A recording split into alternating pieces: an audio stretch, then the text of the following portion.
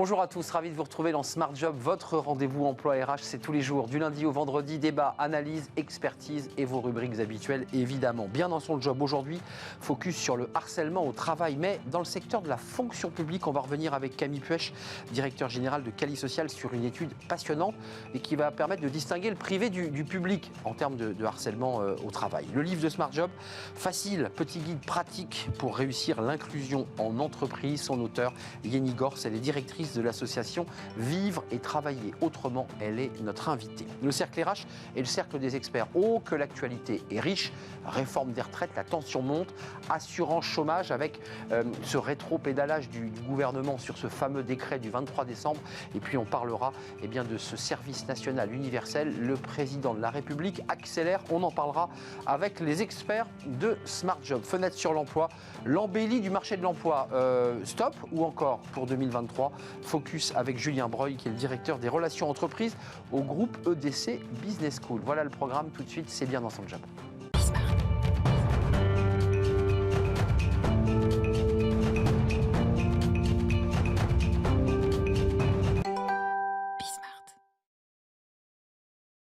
Bien dans son job. On parle du harcèlement au travail et on en parle évidemment régulièrement sur ce plateau, mais on va en parler dans le secteur public. Et on accueille Camille Puech. Bonjour Camille, directeur général de Cali Social. Je vous souhaite présente tous mes voeux évidemment à vous et à vos équipes. Vous venez régulièrement avec des études qui sont passionnantes. La dernière, il y a quelques semaines, en 2022, c'était sur le secteur privé. Vous étiez vraiment, l'étude était passionnante parce que vous mettiez des cas pratiques et face à ce cas, vous disiez ça c'est pas du harcèlement, ça c'est du harcèlement. Vous avez fait la même chose avec le secteur public. D'abord, dans une vue globale, moi quand j'examine les chiffres qu'on va découvrir, les chiffres sont impressionnants, on va les commenter. 32% de l'ensemble des agents de la fonction publique victimes de harcèlement au travail, 40% des agents de la fonction publique territoriale, c'est pas rien, 35% des salariés d'entreprises publiques et 28% d'agents de la fonction publique d'État. Quand on voit ces chiffres, on se dit qu'il y a quand même il y a un problème dans la fonction publique, non ? Il y a un problème dans la fonction publique et c'est assez paradoxal parce que c'est très très différent de ce qu'on voit dans le privé, dans le secteur privé, parce que c'est une priorité des agents de la fonction publique et c'est pas pareil. Fonction publique d'État, c'est 4e priorité. Fonction publique hospitalière, fonction publique territoriale, 2e priorité. Après les salaires pour la fonction publique territoriale et les conditions de travail pour la fonction publique hospitalière, on connaît la situation de la fonction publique hospitalière. Et d'ailleurs, les deux sont presque intimement liés, j'allais dire. Oui. Le stress au travail dans l'hôpital engendre une dégradation des relations. Mais pas seulement, parce que dans la fonction publique hospitalière, quand on creuse les chiffres, on s'aperçoit qu'il y a un sujet sur le sexisme et le harcèlement sexuel qui est spécifique à ce corps, qui n'est pas le cas dans la fonction publique territoriale, où là, on a un problème, mais c'est sur le harcèlement moral. Fonction publique d'État, c'est à part. Non, ce qui est particulier aussi, donc les chiffres sont très très importants. Une personne sur 3 en moyenne qui se sent victime. Et une fois de plus, on n'a pas simplement demandé leur avis, on leur a expliqué ce que c'était avant de leur poser la question. Donc ce chiffre-là, il est assez représentatif de ce qui se passe sur le terrain. Ils répondent en connaissance de cause, c'est ce que vous nous dites. Exactement. Mais les cas que vous citiez dans le privé, on ne va pas les reprendre, mais parfois certains cas étaient considérés comme du harcèlement dans le privé, harcèlement au travail. Mais dans le public, d'après l'étude, ce n'est pas considéré comme du harcèlement. Exactement. Il y a 2 vitesses là. Alors sur le harcèlement moral, il y a une méconnaissance des agents. Et quand on regarde les situations, c'est par exemple un manager vous fait peu de feedback ou que des feedbacks négatifs. C'est quelque chose qui est très très mal vécu et peu toléré dans le secteur privé. Dans le secteur public, c'est normal. Je dirais que c'est la norme. C'est même dans la culture presque de l'entreprise. C'est presque dans la culture. C'est-à-dire que le feedback positif n'est pas culturel. C'est en tout cas ce que montre l'étude. Et donc, globalement, le harcèlement moral est plus toléré. En tout cas, les actes constitutifs d'un harcèlement moral sont plus tolérés dans les réponses dans la fonction publique. Donc la non-réponse est dans la culture de la fonction publique, j'irais d'une manière assez générale. On voit quand même un très gros chiffre dans les agents de la fonction publique territoriale. Alors, pour ceux qui nous regardent et qui viennent de l'entreprise, c'est les conseils départementaux, c'est les métropoles, c'est les conseils régionaux. C'est ça, la fonction publique territoriale. Exactement. Et là, ces chiffres explosent. Comment vous l'expliquez, ça ? Alors, il y a plusieurs raisons qui nous expliquent ça. Il y a une exposition aux élus. On a interrogé. L'élu n'est pas salarié, l'élu n'est pas formé, l'élu n'est pas manager. En revanche, l'élu est exigeant. Et on s'aperçoit que globalement, quand vous travaillez dans la fonction publique territoriale, vous êtes très exposé à l'élu qui peut avoir des desiderata très très forts et ça se répercute sur les chiffres. Qu'on soit précis, là c'est la relation d'un fonctionnaire qui est sous la tutelle de l'élu en charge de la voirie ou de l'urbanisme et qui va se retrouver en situation de harcèlement parce que exigence, coup de fil, SMS, mots déplacés. Exactement. Et alors c'est particulier parce qu'on est dans le... Oui, c'est très particulier comme situation. L'élu n'est pas salarié ou agent, donc il n'est pas soumis au droit. Alors, pas au droit du travail. Il est soumis au code pénal et le harcèlement moral est sous le coup du code pénal et le harcèlement sexuel également. En revanche, il y a une méconnaissance. On considère que c'est deux choses différentes. Chez Cali Social, là, vous avez fait un diagnostic. Alors, c'est une photographie qui est objectivement assez inquiétante, mais vous levez un peu un tabou lorsqu'on ne répond pas aux mails, on le sait un peu dans la culture de la fonction publique. Quelles sont les contre-mesures? Est-ce que vous dites qu'il faut changer la loi? Est-ce qu'il faut qu'un élu soit soumis à certaines règles? Parce que c'est vrai qu'il y a un petit peu de droit divin parfois. Comment on fait? Alors c'est assez particulier parce que aussi, il faut noter qu'ils sont plutôt bons dans l'application des obligations légales vis-à-vis du privé. C'est-à-dire le privé, c'est une entreprise sur 8 qui a tout mis en place les obligations légales. Dans le public, c'est 1 sur 2.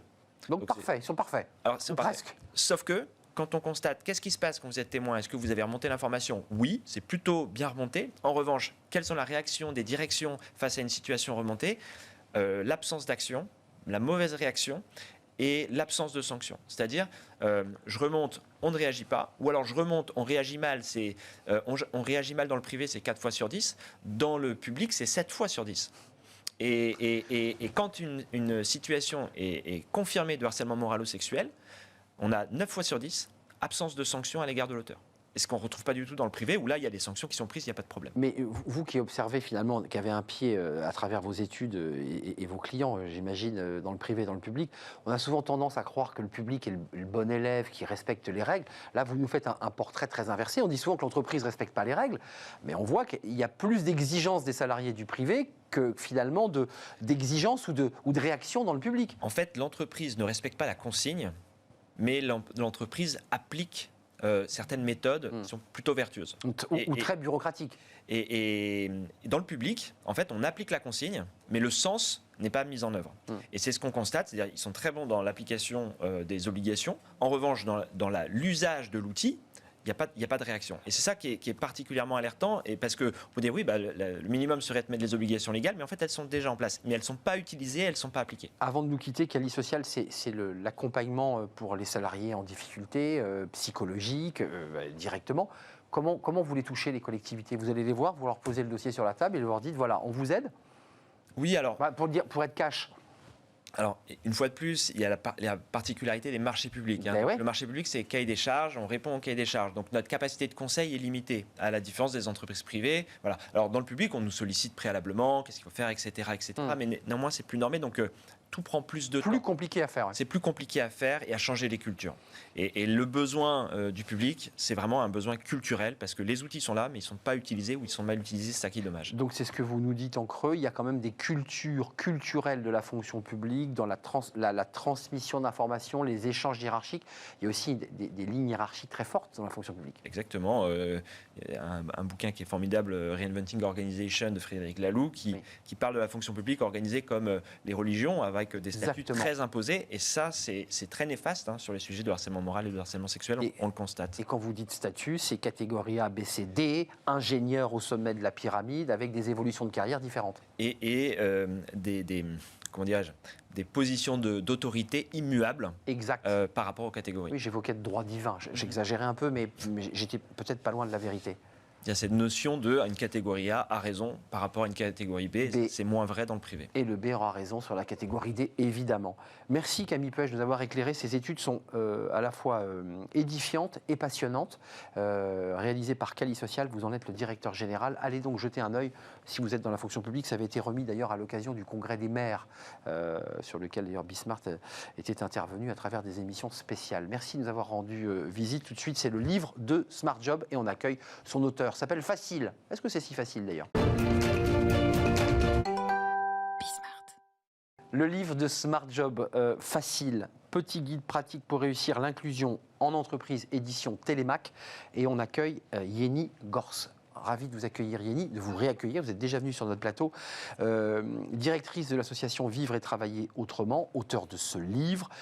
Il est préfacé par quelqu'un dont vous êtes éminemment proche.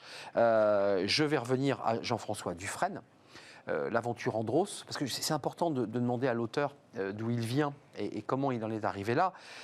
Jean-François vous tisse des couronnes de laurier, raconte cette rencontre incroyable qu'il a eue avec vous parce que vous avez un parcours incroyable.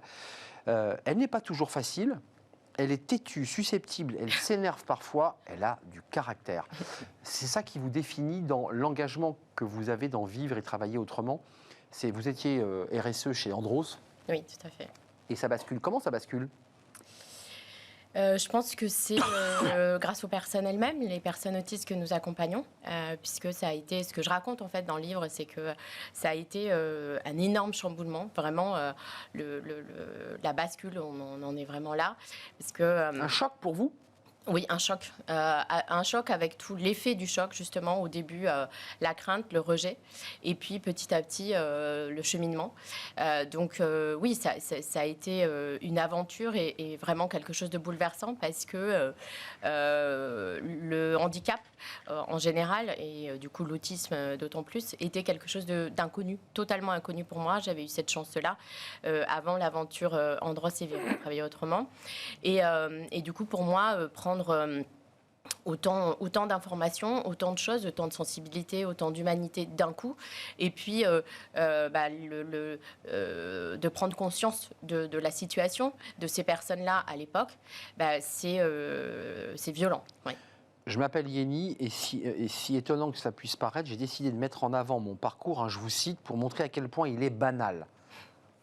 C'est intéressant ça comme début, je trouve, sans faire de littérature ou de psychanalyse. Parce qu'en fait, et oui, c'est bien de ça dont j'ai vraiment envie de parler, je n'étais personne. Et je pense que c'est la raison qui fait que je peux dire haut et fort que ce que je fais, tout le monde peut le faire. Ce livre, c'est quoi ? C'est un livre de transmission. Vous dites, je suis pas une femme exceptionnelle, je suis pas une femme modèle. Je suis, voilà, vous le dites, je n'étais personne. Je n'étais personne. Aujourd'hui, vous êtes quelqu'un. C'est ça l'idée du message, c'est que tous, à notre niveau, on peut s'engager. Complètement. C'est ça l'idée. C'était vraiment l'idée parce que donc quand j'ai découvert tout cet univers-là, je me suis rendu compte que c'était quand même un univers qui était très cloisonné, réservé à une certaine population. Alors, je parle souvent des grands experts qui sont les spécialistes, etc., et qui font beaucoup de livres, mais souvent qui sont inaccessibles quand on ne comprend pas, quand on n'a pas les connaissances ou quand on n'a pas la sensibilité. Et du coup, à l'autre population, les personnes concernées, les familles. Mais c'est vrai que quand on est une personne lambda, pas forcément sensible de base, qu'on veut s'intéresser à ces sujets, c'est très compliqué. Et c'est pour ça que, pour moi, c'était important de dire, je n'ai pas passé ma vie, je suis pas... Enfin voilà, j'ai pas passé ma vie entre guillemets à me dire je vais défendre les plus vulnérables. C'est quelque chose que j'ai en moi. Ça s'est imposé. Oui, mais voilà, par un cheminement que tout le monde peut faire. Et pour moi, c'était ça l'important. Mais il faut ouvrir la porte. C'est ça. Quand même, d'un mot, ce livre, c'est un livre témoignage, c'est un livre de transmission pour dire vous pouvez le faire, je le fais. Comment vous faites ? Parce que si Jean-François Dufresne, qui vient régulièrement sur le plateau, qu'on connaît, dit elle s'énerve, elle a parfois du caractère, c'est ça qu'il dit, il y a des choses qui vous heurtent, qui provoquent ces colères. Qu'est-ce qui provoque vos colères ? C'est l'incompréhension, c'est la lenteur administrative, c'est la difficulté d'intégrer ces personnes sur le marché de l'emploi. Qu'est-ce qui suscite vos colères ? Alors, je dirais que ça a été tout ça. Et en premier, j'ai été aussi beaucoup en colère contre moi-même parce que j'ai eu la même réaction, ce que je raconte, que beaucoup de personnes peuvent avoir avec une sensation de rejet, de crainte. Et pourtant, cette réaction-là, pour moi, elle est tout à fait normale. La première étape, la première réaction. C'est ça. C'est normal d'avoir peur et c'est ce que je dis à tous les salariés d'entreprise. C'est normal parce que l'être humain est fait justement avec ce type de comportement, tout ce qui est inconnu nous fait peur. Tout ce qu'on ne connaît pas nous paraît être un danger. Et donc, finalement, c'est presque humain et normal d'avoir des craintes. Et donc c'est important pour moi de déculpabiliser et de se dire on a le droit au début de rejeter. Le tout, c'est de cheminer et d'avancer. Et puis après, voilà, j'ai aussi en effet mis beaucoup d'énergie, parfois de la colère, pour défendre ce projet, réussir à le mettre en place, parce que c'est compliqué, parce que ne serait-ce que comprendre l'environnement, c'est très compliqué, comprendre le langage. Pour moi, c'était important aussi de faire quelque chose d'accessible. C'est quelque chose que je voulais vous dire, parce que j'ai pris exprès à la fin le glossaire commenté, page 121, où quand même, il faut nous prendre par la main, parce qu'on avait la GFIP tout à l'heure, la AH, la GFIP, ce sont des acronymes, la RS, l'amendement Créton. Enfin, c'est un univers, c'est un dédale. Exactement. On est d'accord. C'est pour ça que je dis c'est quelque chose qui est fait presque pour que ce soit réservé à des experts. Comme un monde clos, quoi. Exactement. Et mon objectif, c'était de faire quelque chose d'accessible à tous, de simple à lire, de simple à comprendre. C'est un guide pratique aussi, il faut le préciser. Voilà, c'est ça. L'idée, c'était vraiment ça. C'est pour ça que c'est très court, que c'est très synthétique. J'ai essayé d'être la plus claire possible parce que j'ai vu à quel point ça a été compliqué pour moi, ne serait-ce que de comprendre de quoi on parlait, de comprendre tous ces acronymes. Forcément, déjà, ça prend énormément de temps. Donc, tout ça, ça nécessite d'être simplifié. D'où le titre facile. Voilà. Est-ce que vous avez l'impression, vous qui démarrez votre livre en disant « je n'étais personne », à travers cette action, d'être devenu quelqu'un ou d'être devenu vous-même ? C'est ce que j'allais vous dire. Je dirais que je suis, grâce à cette aventure, au-delà du livre, c'est vraiment l'aventure humaine, je suis devenue moi-même. Parce que ce que je raconte aussi dans le livre, c'est que finalement, s'investir sur ce type de projet, ça va aider les personnes concernées, mais ça vous aide avant tout vous-même. Et moi, ça m'a aidé à me découvrir, à m'accepter et du coup à grandir. Oui. Lisez ce livre, c'est un livre à la fois qui évoque par bribes votre parcours, mais c'est un livre très pratique, avec les normes ISO qui sont complexes, avec le dédale dans lequel on entre lorsqu'on est confronté à ces situations à titre personnel ou lorsqu'on a un proche que l'on doit accompagner. Il y a même des adresses, j'ai vu des centres, des maisons. Voilà, ça c'est très intéressant parce qu'on cherche souvent des endroits pour accueillir la personne que l'on aime dans les meilleures conditions. Merci Yenny Gors d'être venue nous rendre visite. Édition Télémac. Facile, petit guide pratique pour réussir l'inclusion en entreprise. On tourne une page. C'est le cercle des experts, comme chaque vendredi, avec une actualité, vous l'imaginez, très chargée. La réforme des retraites, évidemment, la tension monte fortement. On parlera de l'assurance chômage avec ce rétropédalage du gouvernement et ce petit décret discret du 23 décembre 2022, il y a quelques jours maintenant. Et puis on parlera du service national universel. Voilà le programme, les experts sont là. Juste après la pause, on les accueille.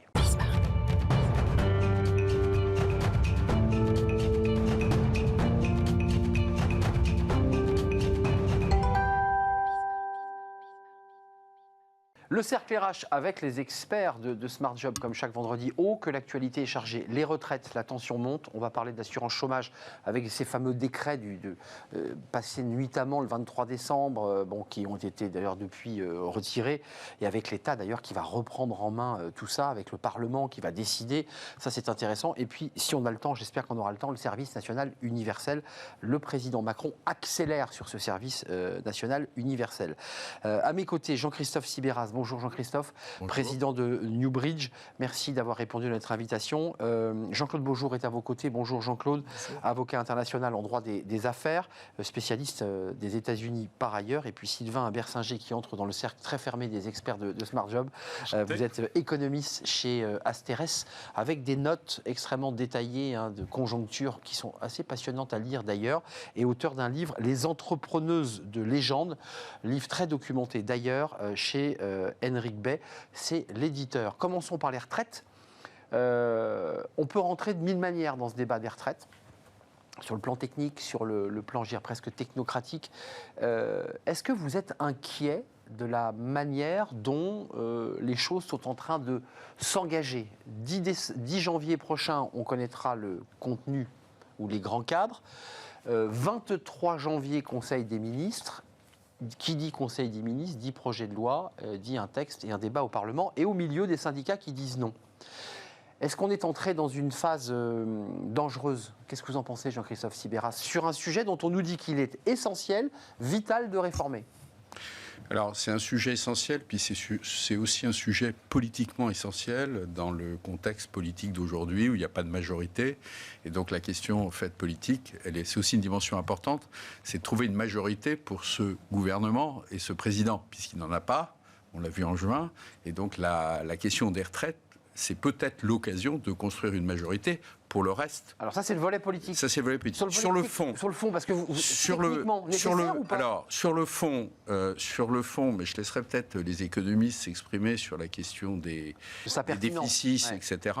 Sur le fond, tous les pays réforment leur système de retraite. La France le fait aussi depuis 40 ans. C'est vrai. Balladur, réforme Juppé, réforme Sarkozy. Réforme Touraine, donc tous les 5 ou 10 ans, on y a droit. À gauche et à droite d'ailleurs, il faut le dire. Parce qu'il y a quand même un phénomène, là pour le coup, tout le monde est assez d'accord, c'est que le vieillissement de la population, il est à l'œuvre, et il est à l'œuvre pas qu'en France, il est à l'œuvre dans tous les pays. Et à chaque fois, on se paye, la France, une crise sociale, politique, juridique, médiatique, avec beaucoup d'acteurs, ce qui, au fond, d'un point de vue de la démocratie, est pas mal.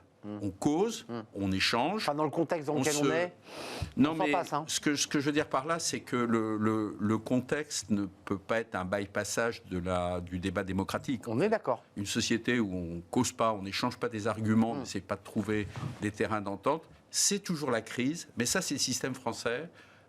On le dit souvent, et c'est assez vrai. Au fond, la France avance par des crises. Pas de manière continue et régulière, c'est des crises, et quand même ça avance. Cette petite phrase d'Emmanuel Macron pour Sylvain Bersinger et Jean-Claude Beaujour, quand même, il faut le préciser, parce qu'il y a eu ce long 19 minutes vœux du président Macron qui ont été soulignés, les plus longs vœux de la 5e. Regardez ce que dit le président, il nous faut travailler davantage, c'est le sens même de la réforme de l'assurance chômage qui a été portée par le gouvernement et votée par le Parlement. Vous avez vu, j'y mets l'assurance chômage dedans, parce qu'il y a le mot travail, et tout ça s'imbrique. On voit bien que dans la réforme des retraites, s'imbrique aussi la réforme de l'assurance chômage et que les deux sont liés. Qu'est-ce que vous en pensez, Jean-Claude Beaujour, sur la pédagogie de cette réforme ? Moi, j'ai lu que la Finlande avait réformé aussi son système de retraite en m'intéressant au sujet et qu'elle avait mis 5 ans à négocier, à discuter entre partenaires sociaux pour se mettre à peu près d'accord sur un consensus. Là, tous les 6 mois, on change les règles du jeu, on nous dit on réforme mais on change la règle. Concrètement, est-ce que c'est mal emballé ? Alors, deux observations. Vous avez demandé, est-ce qu'il faut réformer ? Bien sûr qu'il faut réformer un chiffre. En 70 ans, nous avons gagné environ 15 années d'espérance de vie. En fonction des métiers. Non, mais j'y viens. En fonction des métiers. Donc, nous avons malgré tout gagné 15 années d'espérance de vie. Deuxième point. Le sujet, effectivement, va être comment discuter. Vous avez parlé de la Finlande, mais je voudrais vous citer la Suède. Pour une fois, ce n'est pas les États-Unis que je cite, mais la Suède. La réforme a pris environ 13 ans. Hein, et de discussion. Et après, la période transitoire, à peu près la même période. Donc, on voit bien que c'est un sujet complexe. C'est un sujet complexe. Pourquoi ?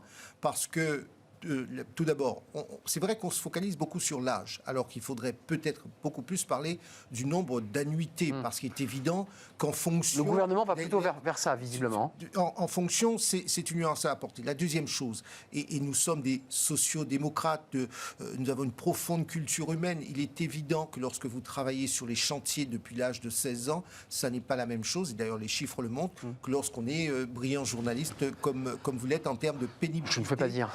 Mais c'est pénible, par ailleurs. Pénibilité du travail. Non, plus très sérieusement, c'est vrai que c'est le vrai sujet. Comment traiter une diversité de situations, alors qu'effectivement, nous avons globalement besoin de cette réforme. Le gros sujet, c'est le traitement de la diversité de toutes ces situations qui sont humainement différentes. Et la pédagogie, côté économiste, qu'est-ce que vous en pensez de ce ton qui monte et dont on nous dit qu'il va être explosif dans les jours qui viennent, puisque les syndicats sont tous unis ? Alors, je suis tout à fait d'accord avec ce qui vient d'être dit. L'idée de 65 ans, j'ai envie de dire 65 ans pour qui ? Pour l'ouvrier du bâtiment qui a commencé à 16 ou 18 ans, ou pour un économiste qui est derrière son ordinateur, c'est pas du tout la même chose. Donc, disons que le débat juste sur l'âge, je le trouve un petit peu... Il ne veut pas dire grand-chose. Il est un petit peu réducteur. Ou un étudiant qui a fini ses études à 26 ans. Voilà, médecine, par exemple. Ou médecine, et qu'on met 43 annuités, on voit bien que 65, ça ne veut rien dire. Voilà, je trouve que se focaliser juste sur l'âge, c'est peut-être pas le meilleur critère. Il y a un point sur la phrase du président, mais d'une manière générale, que je trouve on n'aborde pas assez, c'est celui de la productivité. Parce qu'on parle de travailler plus, mais il y a aussi une question très importante qui est de travailler mieux. Parce que depuis des décennies, voire des siècles, globalement, le temps de travail des Français, mais de tous les pays européens, c'est réduit. Oui. Et c'est réduit pourquoi ? Parce que les gains de productivité ont été très forts. Ce qu'on voit depuis 20 ans, le gros problème, que ce soit pour financer les retraites et d'une manière économique générale, c'est que les gains de productivité, ils ont très fortement ralenti. Toujours, mais ils sont très faibles. Et je trouve qu'en fait, ce sujet-là, il est clé pour les retraites et pour beaucoup d'autres sujets économiques. Et j'ai envie de dire, on n'en parle pas. On parle toujours de travailler plus ou travailler moins. Et en plus, la productivité, on aimerait tous plus de productivité. Ça ne se décrète pas. Il n'y a pas de baguette magique pour dire on est plus productif. On sait qu'il y a des pistes, l'innovation et autres. Mais en plus, je pense... les robots... Je pense que essayer de se focaliser sur comment on peut collectivement gagner en productivité, c'est en plus un sujet sur lequel politiquement, je pense, la gauche et la droite peuvent se retrouver. Je suis assez d'accord. Autant la valeur travail, ça, politiquement, c'est très marquant. La droite parle plus de la valeur travail, la gauche n'a pas la même approche philosophique. Mais je pense que tout le monde est plutôt d'accord pour dire que si on peut travailler mieux, de manière moins pénible, et produire plus en travaillant moins, parce qu'on est plus efficace avec de meilleures machines, de meilleures formations, je pense que politiquement, ça peut être un sujet de consensus. Mais je m'autorise à faire la transition avec la phrase du président qui parle de l'assurance chômage et des retraites, parce qu'il y a quand même ce lien avec les seniors, qui est un autre sujet dont on ne parle pas, parce qu'un senior sur 2 à 60 ans arrive, il est demandeur d'emploi, et donc globalement c'est compliqué.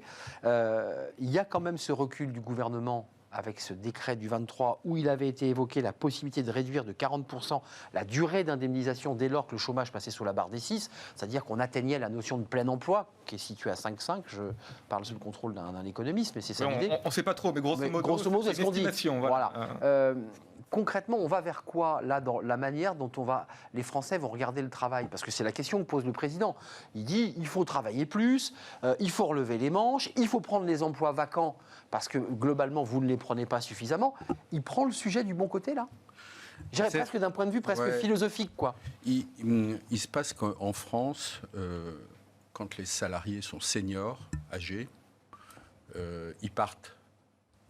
Où on les fait souvent, partir. Où on les fait partir avant l'âge de la retraite. Avant l'âge où ils peuvent liquider leur droit à la retraite. En principe 62, enfin ça dépend. Et il y a des dispositifs légaux qui le permettent. Il se trouve que effectivement, pour des raisons qu'on pourrait dire conjuguées entre d'un côté les entreprises et de l'autre côté les salariés, il y a des moments où les boîtes se disent est-ce que tu veux pas partir un peu plus tôt avec 3 ans d'assurance chômage à plus de 55 ans. Ça fait le relais. 62 moins 3 ans, ça fait 59. Donc tiens, tu as 59. On est peut-être en train d'alléger un peu les effectifs, conjoncture qui n'est pas très bonne. Est-ce qu'il n'y aurait pas un deal? Les grosses boîtes sont très surveillées, donc en général, le gouvernement leur dit « faites pas ça, gardez les mecs chez vous ». Peut-être dispenser-les d'activités, mais au moins vous les payez. C'est grave ce qu'on dit là. Mais par contre, mettez-les au placard, ils dorment tranquilles. Mais par contre, les entreprises moins importantes, c'est vrai que le niveau d'assurance chômage, parce qu'on a un système d'assurance chômage qui est cher, mais très bon en termes de revenus de remplacement par rapport à d'autres pays, c'est jamais parfait, fait que ça peut être considéré comme une solution attractive. Et donc, effectivement, il y a un lien. Parce que c'est une sorte de pré-retraite chômage qui s'est installée en France. C'est pour ça que j'évoque ça. Et du coup, les deux réformes en même temps, ça a un sens. Ça a un sens. Donc, vous les soutenez, ces réformes, j'entends votre discours. Qu'est-ce que vous en pensez? Parce qu'elles sont intimement liées quand même, ces réformes. Elles sont intimement liées, mais là encore, pour moi, le schéma n'est pas aussi simple que cela. On oublie de dire, et pardonnez-moi, il y a 2 mots qui m'ont profondément choqué, salariés âgés. Et vous avez dit, on les garde, mais je sais que c'est ce qui se pratique parce que c'est un mot choquant. Je m'occupe. J'essaie de dire ce qui se passe. Voilà, non, d'accord. On se connaît. Oui, j'entends bien, mais ce mot est choquant. Je suis d'accord. Justement, c'est là où, pour moi, le vrai travail, la pédagogie. On ne peut pas dire d'un côté on va réformer et tout ce que techniquement cela suppose, et de l'autre côté ne pas traiter ou ne pas prendre en considération le fait qu'aujourd'hui vous avez effectivement cette situation qui est incroyable. À 45 ans, on commence à vous expliquer, tu sais, ton avenir est limité dans l'entreprise. Quand j'entends dire...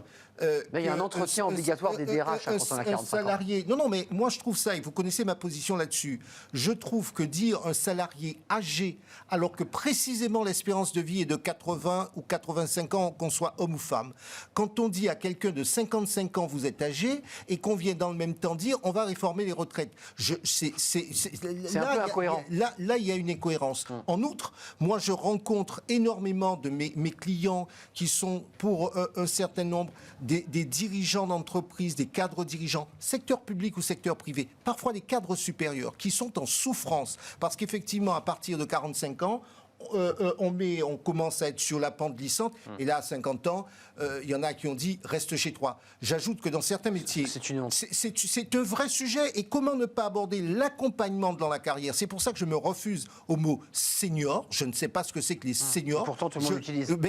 Vous connaissez mon point de vue. Je suis pour les gens qui sont expérimentés, et je suis sur ce vrai travail de l'accompagnement tout au long de la carrière. Sylvain Bersinger, vous en pensez quoi? On a lié les deux, vous avez vu, pour faire cette transition, mais qui n'est pas artificielle. Il y a l'idée d'aller vers France Travail qui va accompagner les salariés vers la formation et leur permettre d'accéder à des emplois qui leur correspondent. Et on a au même moment un allongement de la durée de cotisation. Je pense que c'est plutôt la piste vers laquelle le gouvernement veut aller, pour des raisons politiques. Les deux sont intimement liés? Alors, je ne sais pas trop, je ne suis pas dans les petits papiers du gouvernement. À quoi joue le gouvernement? Ça, c'est intéressant. Sur la réforme dont vous avez parlé, qui a été abandonnée, de dire en dessous de 6% de taux de chômage, on baisse les durées de cotisation. Ah oui, le bonus-malus. Déjà, 6% de taux de chômage, j'aimerais bien qu'on y arrive en France. Je trouve que c'est un petit peu... Il remonte le chômage, là.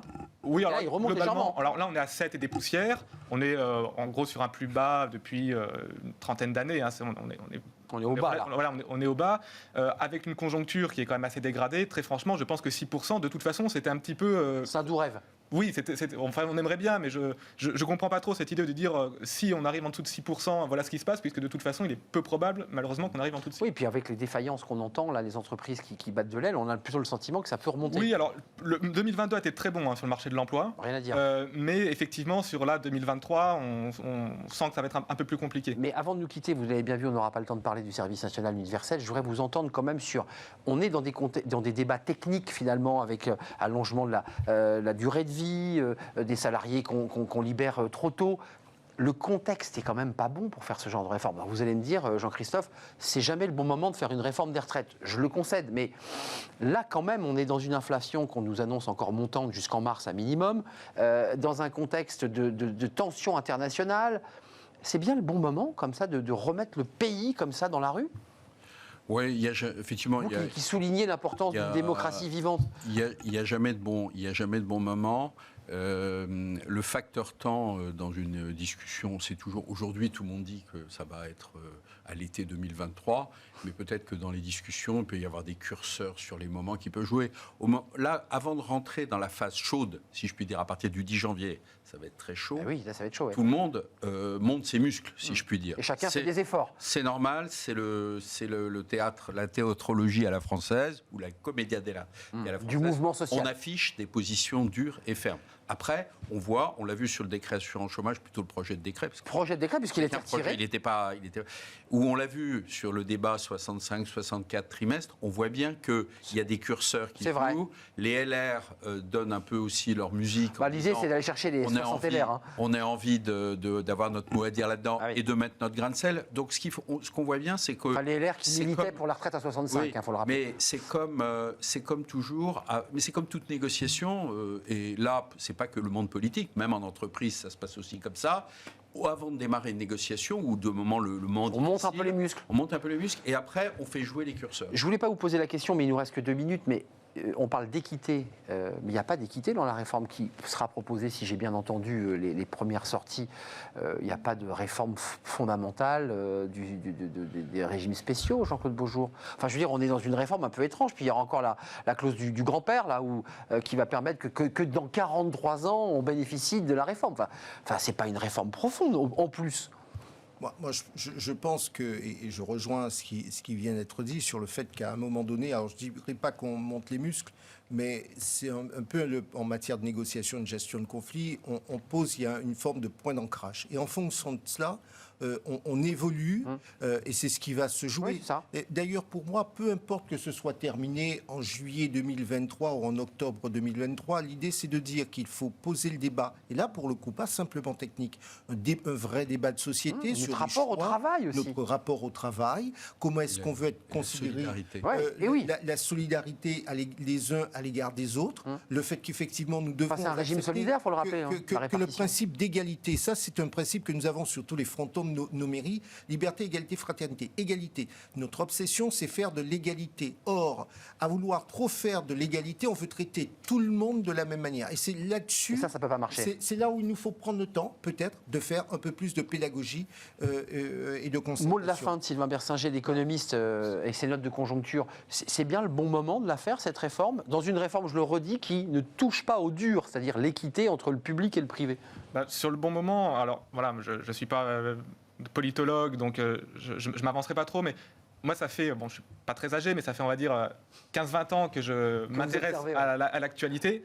Il n'y a eu que des crises. Je suis arrivé à la fac en 2005, c'était la crise des banlieues, il y a eu la crise du CPE, il y a eu les subprimes, il y a eu la crise en zone euro, il y a eu le Covid. J'ai envie de dire... on est toujours en crise. Oui, moi j'ai un peu l'impression presque qu'on est toujours en crise. Donc est-ce que c'est le bon moment ou pas? J'ai envie de dire, si on attend qu'il n'y ait plus de crise pour faire une réforme... il n'y aura pas de réforme. Je pense qu'on ne fera jamais aucune réforme.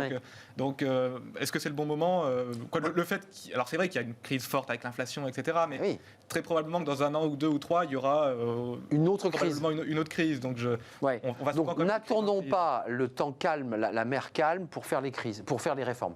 Oui, je pense que si on attend la mer calme pour faire des réformes, on attendra longtemps. Un tout dernier mot, 10 secondes. Le mot-clé, en fait, je rebondis sur ce qu'a dit Jean-Claude à l'instant, en fait, c'est la fraternité. Le système solidarité des financements, ceux qui travaillent payent pour ceux mais qui c'est la règle de notre retraite. C'est un système, en fait, qui est fondé sur la fraternité, quand on y pense un petit peu. Je finance la retraite des autres. Voilà. Oui, et pourquoi pas? Je veux dire, il est normal que je... Donc vous soutenez le modèle oui, d'accord. Mais oui, parce que certains regardez disent... ce qui se passe... Non, mais regardez ce qui se passe ailleurs. Et pour le coup, aux États-Unis, ce sont les fonds de pension. Vous n'avez pas de revenus conséquents. Ou les revenus de l'immobilier quand on a investi. Vous avez des petites retraites qui vous obligent, parce qu'on parle du chômage... les retraites ne sont pas très hautes en France non plus.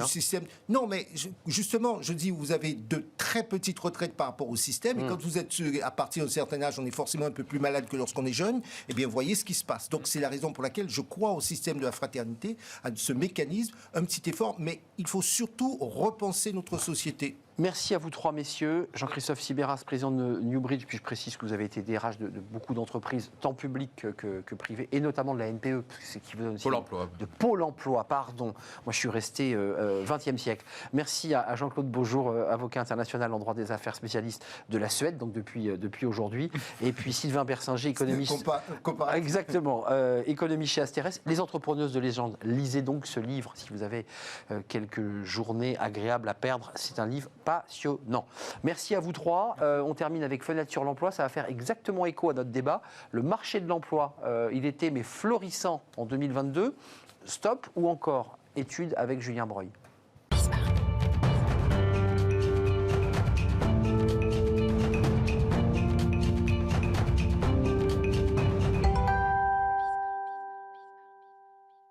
Fenêtre sur l'emploi et on parle du marché de l'emploi. Alors, on a beaucoup parlé de ce marché qui était très dynamique, le marché des cadres évidemment. Stop ou encore, parce que c'est une question qu'on se pose en 2023. Et réponse avec Julien Breuil. Bonjour Julien. Bonjour. Directeur relations entreprises, groupe EDC Business School. Tous mes voeux et ravi de vous retrouver. Tous mes voeux également, toujours un plaisir. Un plaisir partagé de vous retrouver en 2023. Est-ce que le paysage s'assombrit? Est-ce que les indicateurs, vous qui les observez, ne seraient pas un peu en berne là? Alors, les indicateurs, j'allais dire macroéconomiques, notamment le fameux taux de croissance du PIB, oui, c'est un indicateur qui est plutôt en berne. On voit que les prévisions 2023 sont plutôt basses, à 0,3%. Donc, c'est vrai qu'on sait que historiquement, à travers cet indicateur-là, on a toujours pensé qu'il y avait des créations d'emplois quand il y avait un taux de croissance qui était relativement élevé. Mais c'est là où c'est intéressant, on en discutera, c'est que malgré des indicateurs qui sont plutôt en berne, notamment celui-ci, on a aussi des indicateurs de confiance, pour l'instant, le marché de l'emploi, quel qu'il soit, tient. Donc ça, c'est plutôt un élément intéressant. Alors jusqu'à quand, ça c'est bien sûr le sujet. Parce que vous agrégez en fait trois données sur la table. Il y a le taux de croissance qui baisse, vous dites c'est pas très bon, mais effectivement il y a quand même les dirigeants qui ont un état d'esprit positif. Ça veut dire qu'ils sont toujours dynamiques et qu'ils considèrent qu'il y a toujours de la croissance à faire, de la richesse à créer. Ils ont toujours une... D'abord les entreprises, bon ça c'est un point fondamental je pense, les entreprises ont un vrai besoin de transformation. Donc de toute façon elles ont des besoins de recrutement, comme je l'explique toujours. On peut aussi recruter et licencier pour entamer une transformation de l'entreprise. On l'a vu, on le voit avec Amazon là, qui avait énormément recruté pendant le Covid et qui reflue là. Et qui reflue. Alors eux ont recruté avant et licencié après. Après certaines entreprises peuvent recruter sur des nouveaux métiers et licencier sur des anciens.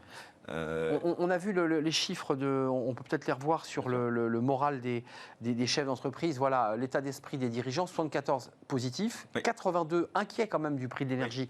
Ça me semble évidemment une réalité. Dans certains secteurs, c'est encore plus. 76% inquiets des difficultés à recruter et 70% sont inquiets des demandes d'augmentation. Ça, c'était les NAO de décembre, et avec des salariés qui sont mécontents de ce qu'on leur a donné. C'est ça. Alors, parfois, les NAO, d'ailleurs, n'ont pas encore été totalement traitées. Elles vont encore un peu, couvrir le début de l'année 2023. Ce que je trouve intéressant, c'est qu'il y a quand même un niveau, effectivement, d'optimisme, d'état d'esprit positif qui est quand même relativement élevé.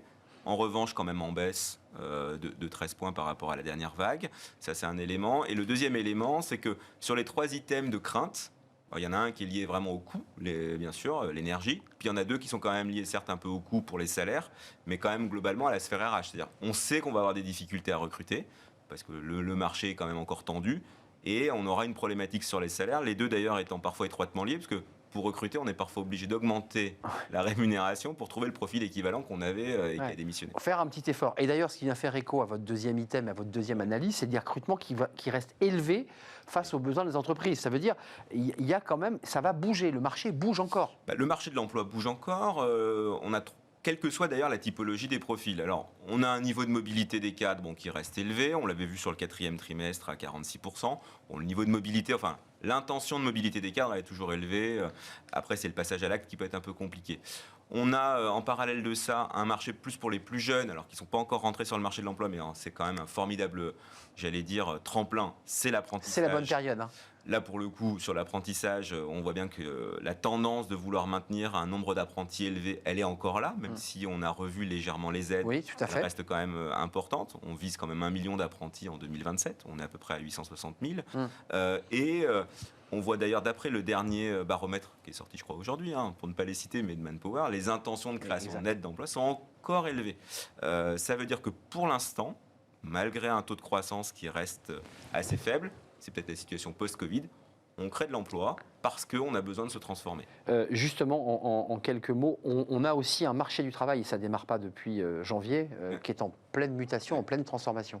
Alors c'est vrai que télétravail notamment. Oui. Télétravail, souplesse de l'organisation, montée des compétences et gestion des compétences, qui est d'ailleurs étroitement lié avec un sujet de fidélisation. En fait, autant sur le marché du recrutement, on peut se dire ça tient, mais on a une petite incertitude pour savoir jusqu'à quand, même si on voit bien que les entreprises ont des besoins. Autant sur la mutation du marché du travail, là clairement elle est en cours. Le sujet de la demande de plus de souplesse dans l'organisation en termes de timing, de temps d'organisation ou d'emplacement, elle est là, 76%. Le télétravail, on l'a déjà abordé. Et je reviens vraiment sur le sujet de la gestion des compétences, qui est étroitement lié à la transformation des entreprises et aux besoins de ces entreprises de fidéliser, si elles n'arrivent pas effectivement à proposer des formations adéquates. L'enjeu des compétences. Exactement. Et de l'accompagnement des salariés tout au long de leur carrière pour pouvoir coller évidemment aux évolutions technologiques et ainsi de suite. Merci Julien Breuil de nous avoir éclairé, d'avoir agrégé toutes ces données, parce que c'est intéressant d'agréger plusieurs données en même temps. Directeur Relations Entreprises, groupe EDC Business School. C'était un vrai plaisir de vous accueillir. Merci à vous. Merci de votre fidélité. Merci à toute l'équipe. Merci à tous ceux qui réalisent, notamment Xavier aujourd'hui, Alex pour le son. Merci à Nicolas Juchat, bien entendu. Merci à Laure-Hélène pour l'accueil invité. Merci à vous tous qui nous êtes fidèles, tant à la télévision que bien sur le replay. Et puis vous pouvez aussi nous écouter en podcast pour clore cette émission. Je vous retrouve lundi, évidemment. D'ici là, passez un agréable week-end sur la chaîne Bismart, évidemment. Bye bye.